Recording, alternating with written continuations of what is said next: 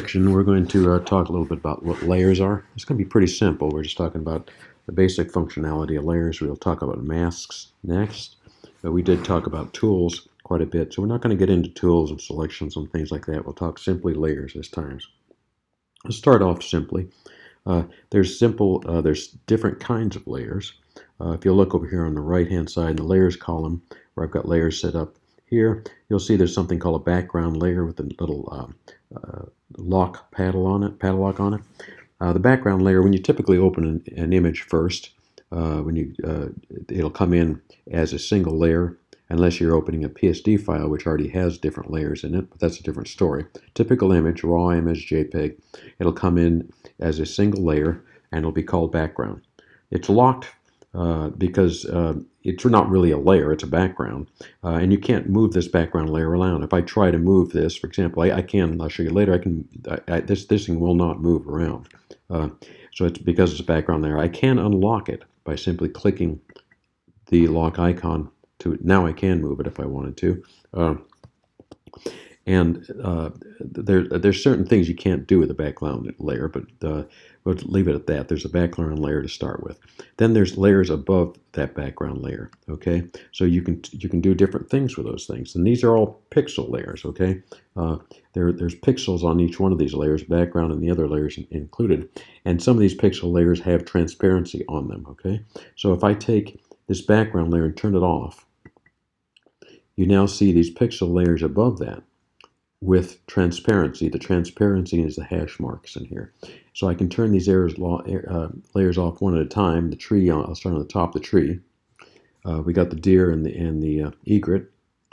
Turn the deer off, and then the egret off. So as you turn the layers on and off using these little eyeball icons here to create the composite that you see in front of you here.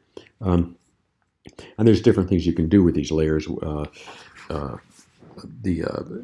example, ordering layers. There's an order to layers right away. If I put my finger over, there's a little thumb there. If I put my cursor over the layer, I can select it by clicking on it. Now I've clicked the layer, I've got it selected. I can change the position of the egret now, although you won't see it because it's right on top. Let's take the deer. I can change the position of the deer to be in front of the trees rather than behind the trees by simply moving the deer up in front of the trees. Now the deer is in front of the tree, and now the deer is behind the tree. Okay, if I were to move him down. Okay, same thing with the egret. If I can move the egret around also, you won't see anything if I move them in front of the deer because they're not overlapping, right? But let's just say I do move the egret around, and I use the move tool up here. If I put the tool over the egret, nothing happens. But if I wanted to select the egret, I can do it here because it's selected here. But I can hold down the control key and select any area. If I hold down the control key, so that little bar goes around there, I can select the deer that way. I can select the tree layer that way. These are selecting over, or I can select the egret. Okay, I can also select them obviously by clicking on here. So once I've got a layer selected and I've got the bounding box around it, I can move it around using the move tool. Okay, and I can also resize it. Now the egret, as you can see, is behind the tree layer here. It's also behind the deer layer. Okay, I can bring the egret out in front of the deer and still behind the tree. So there's a lot of things I can do with layers by moving them around. I can have this egret flying in front of that branch, or in front of the tree if I wanted to. Okay. So the ordering of layers and the dragging around of layers is something that you can do. All right. Then visibility of layers I talked about by turning the lights on and off. These little eyeball things. You can also color layers. I mean, sometimes when you're doing layers and you want to designate different things, so you remember the layer. Sometimes you can simply color the layer. And let's see. So I can give the layers different colors like that. That's sometimes useful. For example, if you have a couple of layers and you want to do something like group the layers, let's say, So I can select several layers at the same time by holding down the Control key. So I can have the tree and the deer. Say I want to have one group out of the tree and the deer, right? I can then do I hit right click on it and group the layers, or do Control G, and I can call this I'll just call it group 1, or I can call it whatever I'd like to do. Now I've got a group that works together. So I can group layers. Okay, if I had several groups, and if I've worked a lot on this picture, I may have 30 layers on this thing. So I may want to have color coding in terms of what I'm doing. So that's where the colors come in. So there you have it. You've got different layers. You can move them around. You can reorder them, put them in front of each other, and you can do things like opacity. So if I take this tree layer, for example, just the tree layer within this group, I can change the opacity of the layer to make it more or less opaque, and that'll work well when I'm doing things like skies and things like that to make them help blending. So I can change the opacity of the layer quite a bit. I can change the blend mode of the layer, but we'll talk about blend modes later. That's another topic. So there's different things you can do with layers. Now let's look a little bit about, as I'm looking at this panel, this layer panel here, some other things about the panel. There's something called layer effects here. Okay, so for example, if I'm on a particular layer like this one here, or let's just say, yeah, let's put myself on the egret. Okay, I can have different effects on this layer. For example, if I click effects, I can do bevel and boss on it. Well, I don't know. I want to bevel an egret. I can do stroke. Some of it. Let's just try, for example, and you'll see that as this menu comes up, they all come up. I can put a drop shadow on the egret. You can start to see the drop shadow here behind the egret here. I can change the distance of this drop shadow. Now that doesn't make sense. The egret's flying through the forest. That drop shadow doesn't look real. The opacity of the drop shadow and the spread of the drop shadow. So there's different things you can do with the effects. That's one thing. Let's take the drop shadow off. I'm not sure what beveling and bossing an egret does, but I can create a bevel and boss for an egret. The size of the bevel. So I can bevel this egret. This works really cool with text. Okay, soften the bevel a little bit. So I've got a beveled egret. So that's one of the things and you can do a lot of other things like inner shadows, color overlays, yeah, textures, stroke. Stroke is just putting a line around the egret here. I can create a stroke around the egret. That works good when you're getting into graphics and things like that. So I'm going to cancel out of that, forget all that. So that's what that effects is there. We'll talk about masks later. I can put on a particular, when I have a layer selected, I can, by clicking this, I will create a mask, and we'll talk about that in the next section.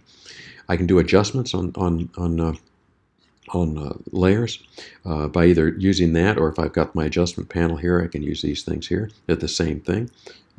These adjustments here are the same as these adjustments here. This creates a new group, if you will. So what I did before to create the group up here was Control G. I can do that by clicking on this. This adds a new layer. So for example, if I wanted to add a layer, and it'll add a layer above the one I've got selected. So say, for example, I want to add a layer above the deer level. And if I click this, it creates a blank layer, okay? So now I created a totally blank layer here, which if I've selected, I can take something like my pen tool. I'll just take my pen tool here. It's and let's just so we could see it. We'll make it red, and just so we can see it here, we'll go up above. We'll make it a hard pen tool, a harder pen tool. Okay, so now I've got this pen tool. I'm on this layer here. I can make it a little bit bigger. I can draw on the pen tool. I can draw all over the place. Okay, you'll notice it's going behind the tree, but ahead of the deer, and it's non-destructive. I'm not drawing on the deer. I can turn the pen tool on and off. That's the transparent level. And I can do the same thing I did before by moving this thing backwards or forwards in the groupings to have a different effect on my pen tool. And then I can get rid of that layer. Now, to get rid of layers, you can either turn them off, obviously, deactivate them, or you can drag them into the garbage can. Okay? That's one way to do it. Let me see what else we got here. So layer creation, we've done that. We create the layer. We have all those icons there. The garbage can is self-explanatory.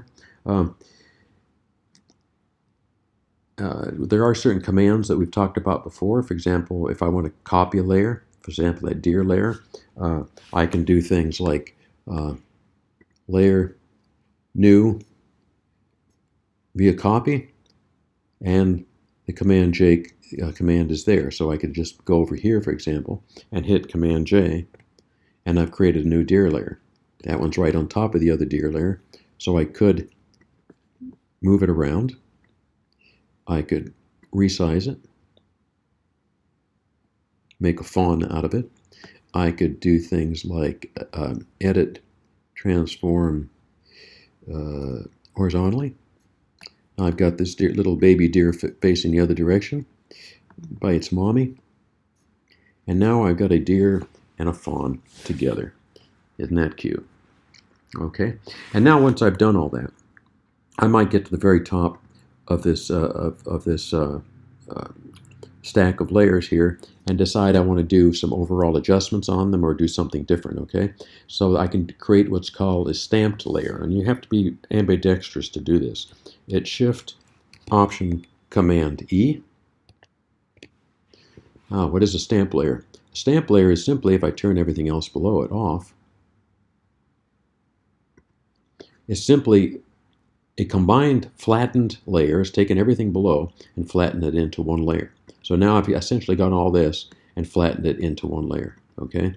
It's the same as everything below put together. And that's what that stamp layer is. And sometimes if you want to go off and finish off something, it's nice to create a stamp layer, okay? There's other things you can do now. You've got the stamp layer. You can do things, for example, once I've got the stamp layer, I can change the blend mode of this layer here. And then this is where blend modes come in, to different blend modes. And as I toggle over these blend modes, you'll see that what happens to the picture itself, it changes, right? So if I want a certain effect on this picture, for example, I want to make some of it darker. These are the darken areas here. Everything here does it darken. And it does, these are all mathematical, a lot of mathematical formulas here. Multiply is one I like. These tend to lighten. Okay, these work on the middle tones, gray. Okay, the gray middle tones, and we'll get into that later when we talk about dodging and burning. And these are the things that happen here. Okay, so let's just say I wanted to darken part of the picture. I could go to multiply, for example, create that layer, and then mask it off using some other techniques in masking. But that's what the different blend modes do. We'll go back to normal. Okay, let's see.